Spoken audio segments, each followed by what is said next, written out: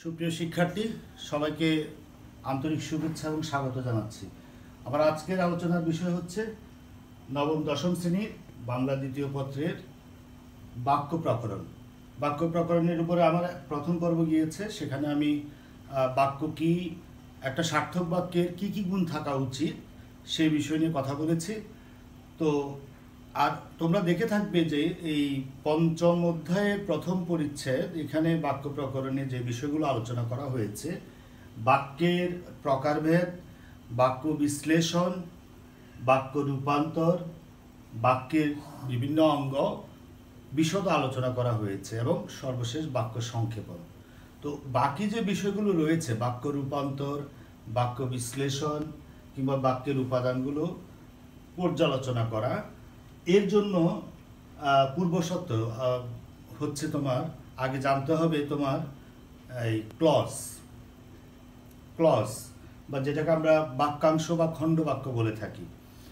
তো এই ক্লজ বিষয়টার সাথে তোমাদের পরিচিতি আছে, তোমরা ইংলিশে এই করেছো, ট্রান্সফরমেশন অফ সেন্টেন্স তোমাদের করতে হয়েছে, ক্লজ চিনতে হয়েছে। তো আমি ইংলিশ থেকে বাংলায়, মানে আমরা যেটা জানি চিনি সচরাচর, মানে সেখান থেকেই শুরু করতে যাচ্ছে। বাংলার বিষয়টাতে দেখা যায় বাংলা এই টার্মগুলোর সাথে তোমাদের অনেকের ঠিকমতো পরিচিতি নেই, কিংবা বিষয়টা অতটা সহজবোধ্য হয় না। তো তোমাদের জানা বিষয় থেকে আমি কথা বলবো। তো প্রথমে আসো ক্লজ নিয়ে যদি কথা বলি, এই যে ক্লজ আমি লিখলাম, ক্লজটা কি? ক্লজ নিয়ে কথা বলার আগে তো দেখো আমি কয়েকটা উদাহরণ লিখলাম Shakib is a cricketer of fame, number 1. Number 2 লিখলাম Shakib is a cricketer who is famous. Number 3, Shakib is a cricketer and he is famous. Number 4,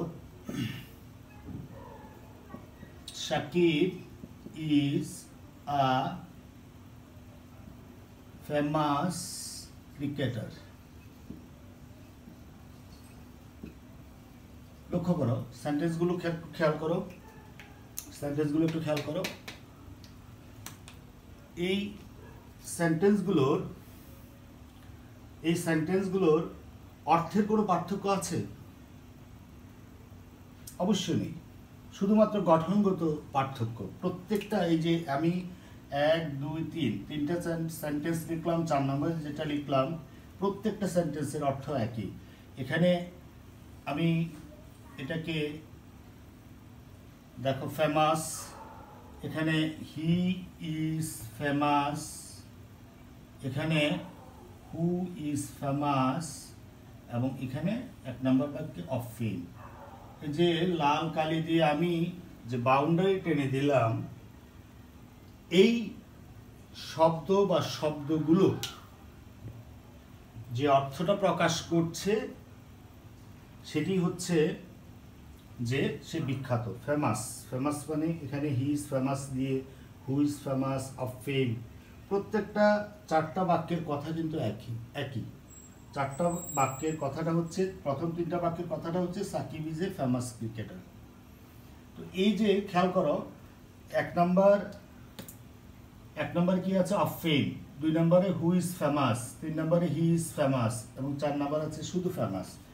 তাহলে এটাকে আমি কি বলবো? 4 নম্বর যেটা আছে সেটাকে, এটা সিঙ্গেল ওয়ার্ড।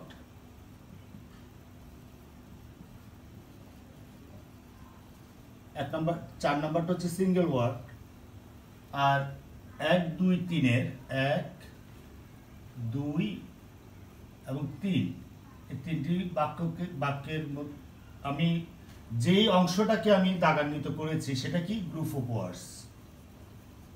গ্রুপ অফ ওয়ার্ডস বা এটাকে আমরা বলি শব্দগুচ্ছ। শব্দগুচ্ছ, ঠিক আছে। তো এখন 1 2 3 এর এই যে শব্দগুচ্ছ, এই শব্দগুচ্ছকে আমি কি বলবো? এই শব্দগুচ্ছকে আবার খেয়াল করো, এই যে চরিত্র অনুযায়ী এটাকে আমি যদি বিভাজন করি গ্রুপ অফ ওয়ার্ডসটাকে, একটাকে আমি বলতে পারি ফ্রেজ, আর একটাকে বলবো ক্লজ। এই ফ্রেজের বাংলা আমি বলছি পদবন্ধ, পদবন্ধ। আর ক্লজের বাংলা কি বলছি? খণ্ড বাক্য, খণ্ড বাক্য, বা এটাকে আরো বলি বাক্যাংশ, বাক্যাংশ, কিংবা এটাকে বাক্যকল্প বলা হয়, বাক্যকল্প, ঠিক আছে। তাহলে ফ্রেজটা কি? সিঙ্গেল ওয়ার্ড আমি চিনলাম, একক শব্দ। তারপরে ফ্রেজটা কি? দেখো, ফ্রেজ এবং ক্লজ উভয়টার মধ্যে কি আছে? এগুলো গ্রুপ অফ ওয়ার্ডস, শব্দগুচ্ছ, শব্দগুচ্ছ। তো ফ্রেজটা কি? এখান থেকে একটা ফ্রেজের আমরা ডেফিনিশন দিতে পারি। কি বলবো ফ্রেজটাকে? The group of words, the group of words which doesn't contain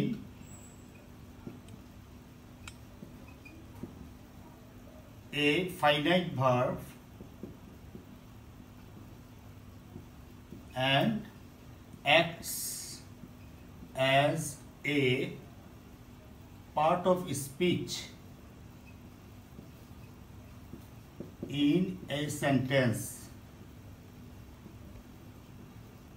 is called phrase. আমি লিখেছি দ্য গ্রুপ অফ ওয়ার্ড, যে শব্দগুচ্ছে কোনো সমাপিকা ক্রিয়া, ডাজন্ট কন্টেইন ফাইনাইট ভার্ব, সমাপিকা ক্রিয়া, সমাপিকা ক্রিয়া, সমাপিকা ক্রিয়া নাই, সমাপিকা ক্রিয়া নেই, এটি একটি কথা। এটা ফ্রেজটা হচ্ছে একটা গ্রুপ অফ ওয়ার্ডস বা শব্দগুচ্ছ, কিন্তু এর মধ্যে কি নেই? সমাপিকা ক্রিয়া নেই। এবং এটা কিসের মতো কাজ করে? এই পার্ট অফ স্পিচ, একটা পদের মতো কাজ করে, বাক্যে একটা পদের মতো কাজ করে, পদের মতো কাজ করে, ঠিক আছে। এই দুটি হচ্ছে মূল কথা ফ্রেজের। পক্ষান্তরে আমি যদি ক্লজের কথা বলি, ক্লজটা কি খেয়াল করো। ক্লজের মধ্যে একটা ফাইনাইট ভার্ব বা সমাপিকা ক্রিয়াটা আছে, সমাপিকা ক্রিয়া আছে। আর সমাপিকা ক্রিয়া থাকলে সেখানে কি থাকবে? একটা সাবজেক্ট থাকবে। তাহলে এখানে গ্রুপ অফ ওয়ার্ডস ক্লজের কথাটা হচ্ছে, ক্লজের বৈশিষ্ট্য আমি দেখতে পাচ্ছি এখানে একটা কি থাকবে? সমাপিকা ক্রিয়া থাকবে, ফাইনাইট ভার্ব থাকবে। এই ফাইনাইট ভার্ব থাকলে এটার সাথে কি থাকবে? একটা সাবজেক্ট থাকবে।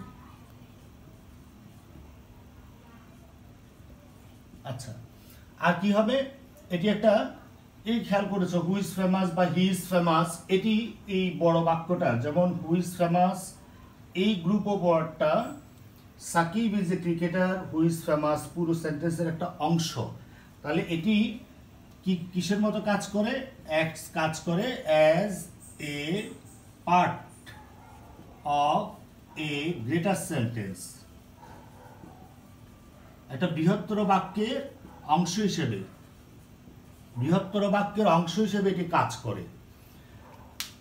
তাহলে ফ্রেজ এবং ক্লজ, পদবন্ধ এবং খণ্ড বাক্য, এর মধ্যে বেসিক বা মৌলিক যে পার্থক্য সেটি হচ্ছে তোমার ক্লজের মধ্যে থাকবে সমাপিকা ক্রিয়া, সমাপিকা ক্রিয়া থাকবে এবং এটা একটা বৃহত্তর বাক্যের অংশ হিসেবে কাজ করবে। আর ফ্রেজ বা পদবন্ধ যেটি, তার মধ্যে কোনো সমাপিকা ক্রিয়া থাকবে না, এখানে কোনো ক্রিয়াই নেই, অসমাপিকা ক্রিয়া থাকতে পারে কিন্তু কোনো সমাপিকা ক্রিয়া থাকবে না, এবং এটা একটা বাক্যের মধ্যে একটা পার্টস অফ স্পিচের মতো কাজ করে।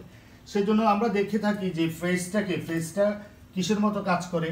এই তোমার এই পার্টস অফ স্পিচ আমরা জানি 8 প্রকার।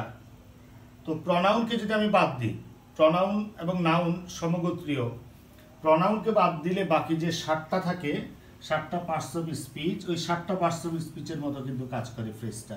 নাউন ফ্রেজ হতে পারে, হ্যাঁ, প্রনাউন বাদ দিলাম, অ্যাডজেক্টিভ ফ্রেজ হতে পারে, তারপর তোমার এই যে ভার্বাল ফ্রেজ হতে পারে, অ্যাডভার্বিয়াল ফ্রেজ হতে পারে, ঠিক আছে, প্রিপোজিশনাল ফ্রেজ হতে পারে, কনজাংশনাল ফ্রেজ হতে পারে, এবং ইন্টারজেকশনাল ফ্রেজ হতে পারে।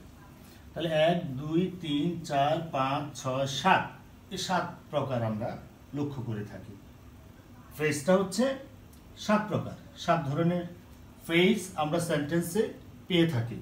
তো এর মধ্যে অপরিহার্য যেটা বাক্যের জন্য অপরিহার্য, সেই ফ্রেজটা হচ্ছে তোমার এই যে ভার্বাল ফ্রেজ, ক্রিয়াভাগ বা ক্রিয়া পদবন্ধ বা ক্রিয়াভাগ, এর মধ্যে সিঙ্গেল একটা সিম্পল একটা ভার্ব থাকতে পারে, কম্পাউন্ড ভার্ব থাকতে পারে, কমপ্লেক্স ভার্ব থাকতে পারে, ঠিক আছে, গ্রুপ ভার্ব থাকতে পারে। তো পুরোটাকে আমরা ভার্বাল ফ্রেজ এর মধ্যে নিয়ে আসলাম। তো এটি হচ্ছে বাক্যের অপরিহার্য অঙ্গ।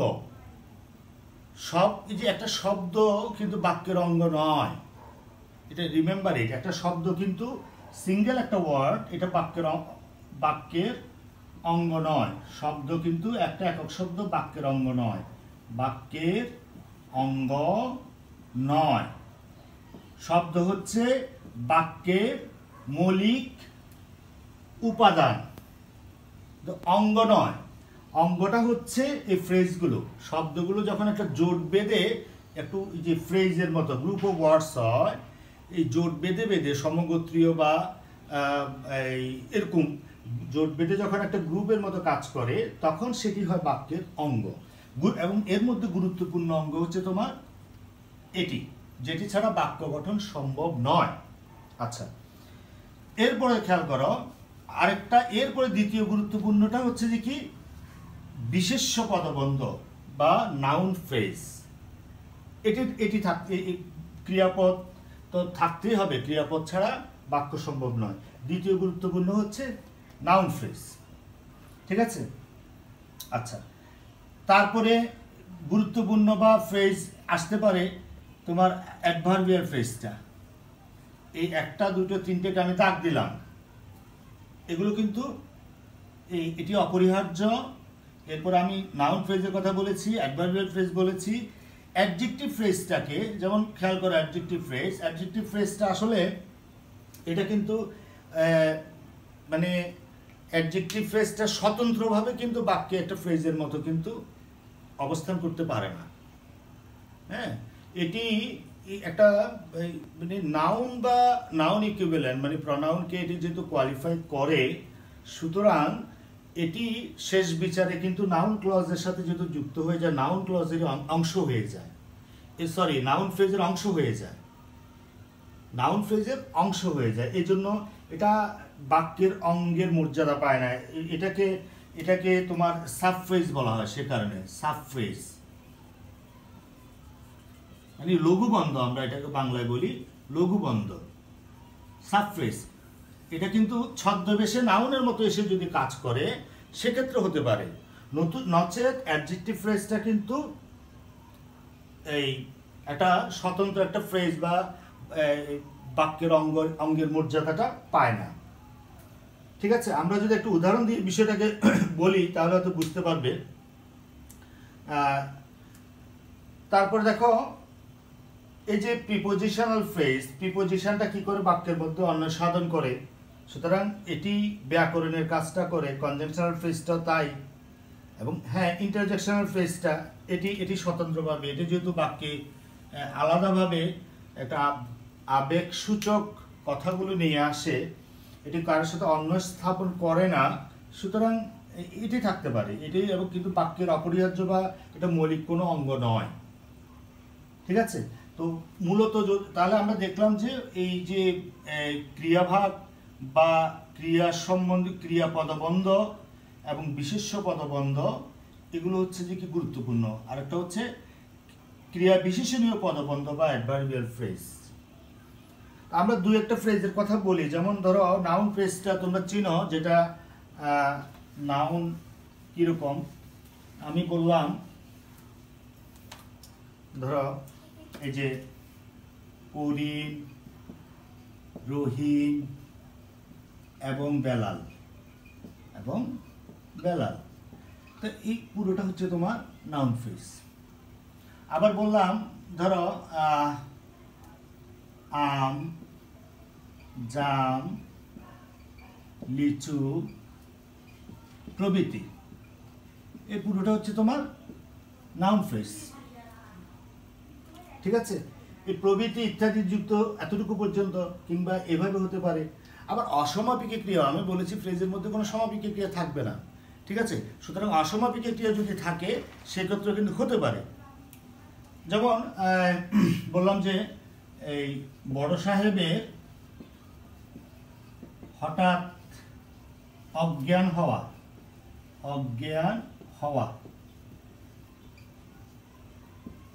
এটা নাউন ফ্রেজ। হওয়াটা, অজ্ঞান হওয়া, এটা কিন্তু অসমাপিক ক্রিয়া, সমাপিক ক্রিয়া নয়, সমাপিক ক্রিয়া আসেনি এখানে। ঠিক আছে, সকালে হাঁটা, আমি বললাম সকালে হাঁটা, তো এইগুলো হচ্ছে নাউন ফ্রেজ। নাউন ফ্রেজটা কোথায় বসে আমরা জানি যে তোমার এটি নাউনটা হবে তোমার এই যে আমরা বলি ইংলিশে বলি সাবজেক্ট অবজেক্ট ভার্ব, ইংলিশের স্ট্রাকচারটা এটা। বাংলার স্ট্রাকচারটা কি, সাবজেক্টের পরে অবজেক্ট বসবে, এক্সটেনশন যা আছে বাংলা, এটা হচ্ছে বাংলা, এটা বাংলার স্ট্রাকচার, আর এটা হচ্ছে ইংলিশের স্ট্রাকচার। ঠিক আছে, এই যে অবজেক্ট বা সাবজেক্ট এটি কি হবে, হয় নাউন হবে নতুবা প্রনাউন হবে। অবজেক্ট বা সাবজেক্ট এটি হয় না, either it will be noun or pronoun, অন্য কিছু হবে না। সুতরাং আমরা যখন দেখব কোনো সমাপিক ক্রিয়ার কর্তা এবং কর্ম, যে ফ্রেজটা কর্তা এবং কর্ম হিসেবে ব্যবহৃত হয়েছে সেটি হবে নাউন ফ্রেজ, প্রনাউন ফ্রেজ তো হতে পারে না। ঠিক আছে, তো আমরা তাহলে এই নাউন ফ্রেজটা খেয়াল করতে হবে। তারপরে এরপরে আসো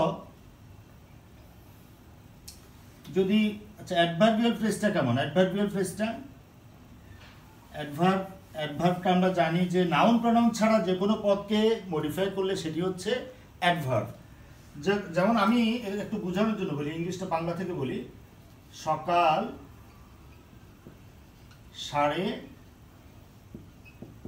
8:30, সকাল 8:30, ঠিক আছে। তো সকাল 8:30 এটা হয়ে গেল নাউন ফ্রেজ, এটা নাউন ফ্রেজ। যে মাত্র আমি অন্তস্থ যোগ করে দিলাম পুরোটা প্লাস অন্তস্থ, এই নাউন ফ্রেজের সাথে এই অন্তস্থ পর্যন্ত যোগ করে দিলাম, তখন সেটা অ্যাডভার্বিয়াল ফ্রেজ হয়ে গেল। বুঝতে পেরেছ? মানে অ্যাডভার্বটা ফাইন্ড আউট করার কিছু ক্লু আছে। যেমন ভার্বকে তুমি যদি তুমি কখন প্রশ্ন করো, কোথায় প্রশ্ন করো, কেন প্রশ্ন করো, কিভাবে প্রশ্ন করো, এই প্রশ্ন করে যে উত্তরটা পাবে সেটি অ্যাডভার্ব, বোঝা যায় সহজে। তাহলে যেমন আরেকটা উদাহরণ দিই, আমি বললাম যে চট্টগ্রামের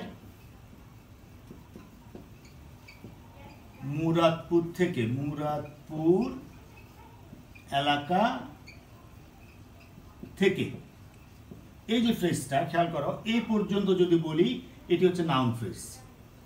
এখন এটার সাথে আমি যদি থেকে যোগ এতটুকু যোগ করে দিই তখন সেটা হয়ে যাবে অ্যাডভার্বিয়াল ফ্রেজ। বুঝতে পেরেছ? আচ্ছা, তাহলে এখন আসো আমরা এই যে ক্লজ নিয়ে কথা বলি। ফ্রেজ নিয়ে খুব বেশি আলোচনা আমাদের নেই, ফ্রেজটা আমরা চিনলাম, বাংলা এটাকে আমরা বলবো পদবন্ধ। ফ্রেজের মধ্যে কি নেই, কোনো সমাপিকা ক্রিয়া নেই। সমাপিকা ক্রিয়া যদি না থাকে তাহলে সাবজেক্টও থাকবে না, কর্তাও থাকবে না। আর ক্লজের মধ্যে অবশ্যই একটা সমাপিকা ক্রিয়া থাকবে আর একটা সাবজেক্ট থাকবে, আর এটি একটা বৃহত্তর বাক্যের অংশ হিসেবে কাজ করে। তো এখন দেখো ক্লজের আলোচনা যেটা তোমার বইয়ে আছে, এই ক্লজটা ইম্পর্টেন্ট, চিনতে হবে। তো ক্লজটাকে আমরা ক্লজটা চিনলাম, ক্লজটা বা খণ্ডবাক্য যেটাকে বললাম আমি ক্লজ, বা বাংলায় বললাম এটাকে খণ্ডবাক্য, খণ্ডবাক্য বা বাক্যাংশ বা বাক্যকল্প। এই ক্লজটাকে বেসিক্যালি ভাগ করা হয় দুভাগে, একটা হচ্ছে তোমার প্রিন্সিপাল ক্লজ, আর একটা হচ্ছে ডিপেন্ডেন্ট বা সাবঅর্ডিনেট, যেটাকে আমরা বাংলায় বলি নির্ভরশীল বা অধীন, অপ্রধান। বাংলায় বলা হয় এটাকে অপ্রধান খণ্ডবাক্য বা অধীন খণ্ডবাক্য, ঠিক আছে? অপ্রধান, অধীন বা নির্ভরশীল খণ্ডবাক্য। আর এটাকে প্রিন্সিপাল বা ইন্ডিপেন্ডেন্ট, এটাকে বলা হয় প্রধান খণ্ডবাক্য কিংবা স্বাধীন খণ্ডবাক্য, ঠিক আছে? এটা কেমন স্বাধীন খণ্ডবাক্য আর অধীন খণ্ডবাক্য? আমি একটা উদাহরণ লিখি, ইংলিশে লিখি। I do not know where he lives. দেখো তো এখানে এর দুটো ক্লজ আছে, একটি হচ্ছে I don't know, আরেকটা হচ্ছে where he lives। এই দুটো ক্লজ আছে, এর মধ্যে কোনটি প্রিন্সিপাল হবে বা কোনটি স্বাধীন বা প্রধান খণ্ডবাক্য হবে আর কোনটি অধীন হবে বলো? আচ্ছা, এটা বোঝার জন্য একটা খুব সহজ একটা পন্থা আছে। আমি যদি এই ক্লজটাকে সেপারেট করে ফেলি, মাঝখানে কেটে দিই, মাঝখানে কেটে দিলাম, আলাদা করে বললাম, বড় বাক্যটাকে ছোট বাক্য করে বললাম, এখন এর মধ্যে কোনটি বাক্য হতে পারে? আই ডোন্ট নো এটা কি বাক্য হতে পারে নাকি এটা বাক্য হতে পারে? হোয়ার হি লিভস, এর বাংলাটা কি? আমি সে কোথায় বাস করে আমি তা জানি না, এর বাংলাটা আমি লিখি, সে কোথায় বাস করে বা থাকে তা আমি জানি না, আমি জানি না। খেয়াল করো তোমরা, আমি আই ডু নট নো এটাকে যদি সেপারেট করি, এটা কি এই একটা can it stand as a single sentence? উত্তরটা হবে ইয়েস। এটা কি একটা সিঙ্গেল বাক্য হিসেবে এটা কি থাকতে পারে? অবশ্যই থাকতে পারে। আই ডোন্ট নো আমি জানি না, আকাঙ্ক্ষার হয়েছে, আকাঙ্ক্ষা নিবৃত হয়েছে, এটা এখানে আসক্তি যোগ্যতা সবই আছে, আমি জানি না, হয়ে গেল, বক্তব্যটা স্পষ্ট হলো। আচ্ছা, তাহলে এটি হচ্ছে তোমার, এটি কিন্তু এটি এই যে আই ডোন্ট নো, এটি স্বাধীনভাবে থাকতে পারে। যখন সেপারেট করলাম, এটি স্বাধীনভাবে থাকতে পারে, এই যে আমি স্বাধীনভাবে থাকতে পারে, এর জন্য সোজা হয়ে মেরুদণ্ড সোজা, স্বাধীনভাবে থাকতে পারে। কিন্তু হোয়ার হি লিভস এর বাংলাটা কি? কোথায় সে বাস করে? আমি বাংলা লিখেছি সে কোথায় বাস করে, না, সে কোথায় বাস করে বললে তো মানে এটা তো এরকম না যে আমি যদি বলতাম যে হোয়ার ডাজ হি লিভ, তখন হতো এটি সে কোথায় বাস করে, এটি কিন্তু সেন্টেন্স। কিন্তু এটা আসলে যেখানে সে বাস করে, এটা হচ্ছে যেখানে সে বাস করে, যেখানে সে বাস করে। আমি এটাকে লিখতে পারতাম সে কোথায় বাস করে বা যেখানে সে বাস করে তা আমি জানি না, এটাও লেখা যেত সে কোথায় বাস করে। সুতরাং এই সে কোথায় বাস করে এটা দেখে কনফিউজড হওয়ার কিছু নেই যে এটা কি এখানে এই ইন্ডিপেন্ডেন্ট নাকি ডিপেন্ডেন্ট, এরকম কনফিউশন হওয়া যাবে না, ঠিক আছে?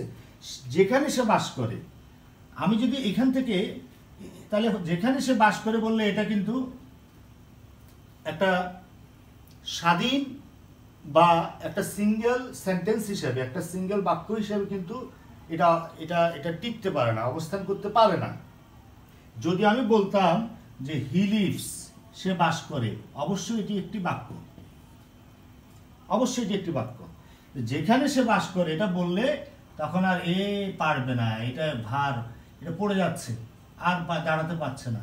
ডিপেন্ডেন্ট, এটি নির্ভরশীল, এই কার উপর নির্ভরশীল, এই যে এই বাক্যাংশটা এটার উপর নির্ভরশীল। এটা যদি আমি বসিয়ে দিই তাহলে এটা একে সোজা করে দেবে, যুক্ত করে দিলে এও সোজা হয়ে যাবে, তখন সে নির্ভরশীল থাকবে না, সেও এর সাথে যুক্ত হয়ে সোজা হয়ে দাঁড়িয়ে যাবে, পুরোটা একটা বাক্য হয়ে যাবে এবং এটি বাক্যের অংশ, এটি বাক্যের অংশ, বৃহত্তর বাক্যের অংশ।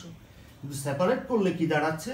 সেপারেট করলে দাঁড়াচ্ছে আই ডোন্ট নো এবং হোয়ার হি লিভস। এটি স্বাধীন বাক্য হিসেবে অবস্থান করতে পারে, এটি পারে না। সুতরাং যেহেতু পারে না, এটি নির্ভর করতে হয় প্রধান খণ্ড বাক্যের উপরে, সে কারণে এটি হচ্ছে সাবঅর্ডিনেট ক্লজ বা ডিপেন্ডেন্ট ক্লজ বা অপ্রধান খণ্ডবাক্য বা অধীন খণ্ডবাক্য বা নির্ভরশীল খণ্ডবাক্য বা আশ্রিত খণ্ডবাক্য। এটাকে আমরা আশ্রিত বলতে পারি, আশ্রিত খণ্ডবাক্য। ঠিক আছে, এরকম আরো অনেক উদাহরণ দেওয়া যেতে পারে। তো এরপরে খেয়াল করো, তোমার বই আলোচনা করা হয়েছে এখানে এই স্বাধীন অধীন বা অপ্রধান বা আশ্রিত খণ্ড বাক্যকে, এই আশ্রিত খণ্ড বাক্যটা সাবঅর্ডিনেট ক্লজটা, এটা তিনটা পার্টস অফ স্পিচের মতো কাজ করে, তিনটা পদ, বাক্যে তিনটা পদের মতো কাজ করে, তিনটি পদের মতো কাজ করে। সেই তিনটি পদ কি? একটি হচ্ছে বিশেষ্য, একটি হচ্ছে বিশেষণ, একটি হচ্ছে তোমার ক্রিয়া বিশেষণ। এই তিনটি পার্টস অফ স্পিচের মতো এই সাবঅর্ডিনেট ক্লজটা বাক্যে ব্যবহৃত হয়। যখন নাউনের মতো কাজ করে তখন সেটাকে আমরা নাউন ক্লজ বলি, যখন এটা অ্যাডজেক্টিভের মতো কাজ করে তখন সেটাকে আমরা অ্যাডজেক্টিভ ক্লজ বলি, এবং যখন অ্যাডভার্বের মতো কাজ করে তখন সেটাকে আমরা অ্যাডভার্বিয়াল ক্লজ বলি। যেমন দেখো, সুতরাং এটাকে আমরা বাংলায় বলছি, তোমার নাউন ক্লজকে বাংলায় বলছি বিশেষ্য স্থানীয় আশ্রিত খণ্ডবাক্য। আমি ইংলিশটা লিখলে একটু সহজ হচ্ছে, নাউন ক্লজ, এটাকে বাংলায় বলছি বিশেষ্য স্থানীয় আশ্রিত খণ্ডবাক্য। তারপরে বলছি তোমার বিশেষণ স্থানীয় আশ্রিত খণ্ডবাক্য, বিশেষণ স্থানীয় আশ্রিত খণ্ডবাক্য, এবং 3 নাম্বার বলছি ক্রিয়া বিশেষণ স্থানীয় আশ্রিত খণ্ডবাক্য বা অ্যাডভার্বিয়াল ক্লজ। আচ্ছা, নাউন ক্লজের এখানে এই যে খেয়াল করো, তোমার বই একটা উদাহরণ দেয়া আছে, আমি মাঠে গিয়ে দেখলাম যে খেলা শেষ হয়ে গিয়েছে। আমি মাঠে গিয়ে দেখলাম খেলা শেষ হয়ে গিয়েছে, শেষ হয়ে গিয়েছে, এবং সেখানে এটা দেয়া হয়েছে, এই উদাহরণটা দেওয়া হয়েছে নাউন ক্লজের উদাহরণ হিসেবে। সেখানে তুমি দেখে থাকবে যে আমি মাঠে গিয়ে দেখলাম, এটাকে বোল্ড হরফে লিখেছে, বোল্ড মানে মোটা হরফে লিখেছে, তার মানে এটাকে নাউন ক্লজ হিসেবে বুঝিয়েছে, অবশ্যই নাউন ক্লজ হিসেবে বুঝিয়েছে। তো নাউন ক্লজটা হবে তো তোমার এই নাউন ক্লজ হোক বা অ্যাডজেক্টিভ ক্লজ হোক বা অ্যাডভার্বিয়াল ক্লজ হোক, সেটি হবে অবশ্যই ডিপেন্ডেন্ট ক্লজ বা সাবঅর্ডিনেট ক্লজ। ঠিক আছে, তাহলে আমাকে আগে প্রথম দেখতে হবে এই বাক্যের মধ্যে কোনটা এই তোমার প্রধান খণ্ডবাক্য আর কোনটা আশ্রিত খণ্ডবাক্য। বলো তো দেখি, এটি কি আশ্রিত খণ্ডবাক্য হতে পারে? আমি মাঠে গিয়ে দেখলাম, এখানে লাল কালি দিয়ে দাগ দিয়ে রাখো, এটা বই ভুল আছে, এটা মোটা হরফে লেখা আছে আমি মাঠে গিয়ে দেখলাম। তা তুমি যদি একটু ইংলিশ করাও যে আমি মাঠে গিয়ে, going to the field I saw that, এই দ্যাট এর যেটা উজ্জ্বল আছে, আই স দ্যাট খেলা শেষ হয়ে গিয়েছে, খেলা শেষ হয়ে গিয়েছে। তাহলে গোয়িং টু দ্য ফিল্ড, মাঠে গিয়ে, আই স আমি দেখলাম, আমি কি দেখলাম, এই কি এর অ্যান্সারটা এটা পুরো এটি হচ্ছে অবজেক্টের মতো কাজ করছে এই জিনিসটা। সুতরাং এটি হচ্ছে সাবঅর্ডিনেট ক্লজ বা আশ্রিত খণ্ডবাক্য, এটি নয়, এটি প্রিন্সিপাল ক্লজ। আমি মাঠে গিয়ে দেখলাম, কি দেখলাম, এই যে দেখলাম ভার্বের অবজেক্ট হিসেবে কাজ করছে, খেলা শেষ হয়ে গিয়েছে। Going to the field I saw that the game was over. So what did I see after going to the field? I saw that the game was over. খেলা শেষ হয়ে গিয়েছে। সুতরাং এটি অবজেক্ট, এই ক্লজটা এই দেখলাম ক্রিয়াপদের কর্ম হিসেবে ব্যবহৃত হয়েছে। তো আমি আগে বলেছি কর্তা বা কর্ম অবশ্যই সেটি নাউন হবে অথবা প্রনাউন হবে। তো আমাদের প্রনাউন ক্লজ তো নেই, সেটি নাউন ক্লজ।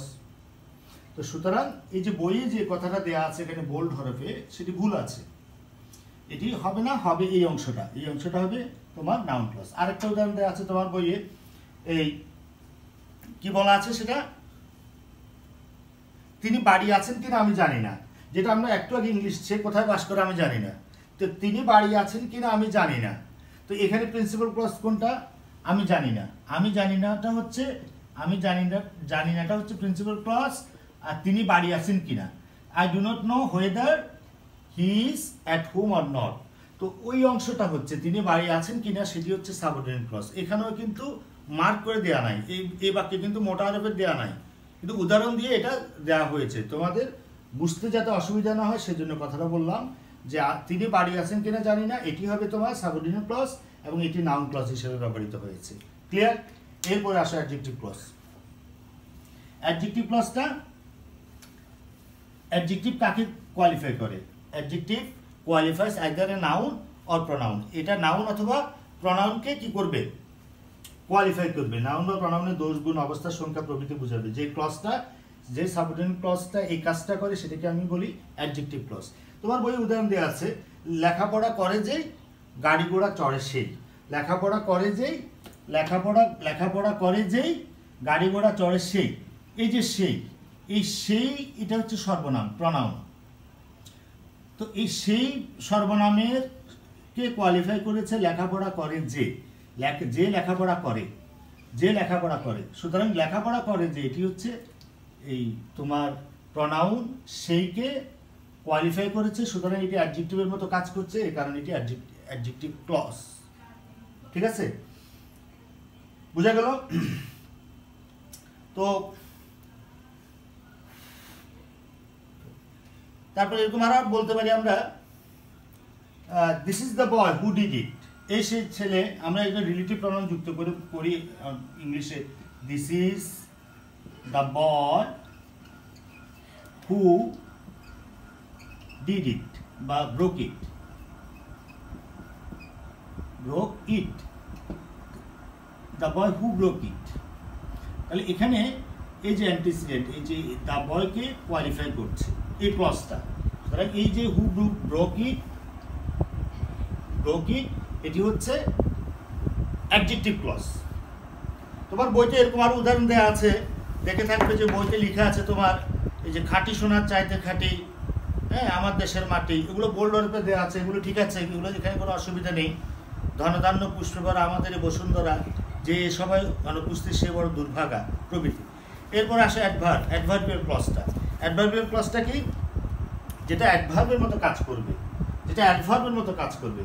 আমরা সাধারণত এই যে এই এখান থেকে বললাম যে he worked hard, he worked hard, সে কঠোর পরিশ্রম করলো, সো দ্যাট, যাতে করে, he could succeed, he could succeed, যাতে সে সফল হতে পারত। সো দ্যাট, যাতে সে সফল হতে পারত, এটি হচ্ছে তোমার কেন সে কঠোর পরিশ্রম করলো। Why did he work hard, কেন সে কঠোর পরিশ্রম করলো। আমি বলেছিলাম কেন, কখন, কোথায়, কিভাবে, এই প্রশ্নগুলো করে তোমরা যে উত্তরটা পাবে সেটি হচ্ছে সাধারণত সেটি হচ্ছে অ্যাডভার্ব। তাহলে এটি হচ্ছে অ্যাডভার্বের মতো কাজ করছে এই সাবঅর্ডিনেট ক্লজটা। তোমার বইয়ে উদাহরণ দিয়ে তুমি আসবে বলে আমি অপেক্ষা করছি, তুমি আসবে বলে আমি অপেক্ষা করছি, তুমি আসবে এই জন্য আমি অপেক্ষা করছি। ঠিক আছে, এরকম তোমার বই দেখবে, যতই করিবে দান তত যাবে বেড়ে। তুমি আসবে বলে আমি অপেক্ষা করছি, যেখানে আকাশ আর সমুদ্র একাকার হয়ে গেছে সেখানে দ্বীপ চক্রবাল। এখানে সাবঅর্ডিনেট ক্লজটাকে বোল্ড হরফে লেখা আছে। তো এগুলো বুঝতে এখানে কিন্তু সমস্যা নেই। তাহলে আমাকে চিনতে হবে, ক্লজটা চিনতে হবে, কোনটা প্রিন্সিপাল ক্লজ, কোনটা সাবঅর্ডিনেট ক্লজ, কোনটা প্রধান খণ্ডবাক্য, কোনটা আশ্রিত খণ্ডবাক্য। আর আশ্রিত খণ্ডবাক্য তিনটা পার্টস অফ স্পিচের মতো কিন্তু কাজ করে। সেই অনুযায়ী তাদের তিন ধরনের নাম। নাউনের মতো কাজ করলে নাউন ক্লজ, বা বাংলায় বলি আমরা বিশেষ্য স্থানীয় খণ্ডবাক্য, আশ্রিত খণ্ডবাক্য। অ্যাডজেক্টিভের মতো কাজ করলে সেটার নাম অ্যাডজেক্টিভ ক্লজ, এবং অ্যাডভার্বের মতো কাজ করলে এটার নাম অ্যাডভার্বিয়াল ক্লজ। তো আজকে এই পর্যন্ত থাক। ফ্রেজ এবং ক্লজ এটা পরবর্তী লেকচারে কাজে লাগবে। সবাইকে ধন্যবাদ।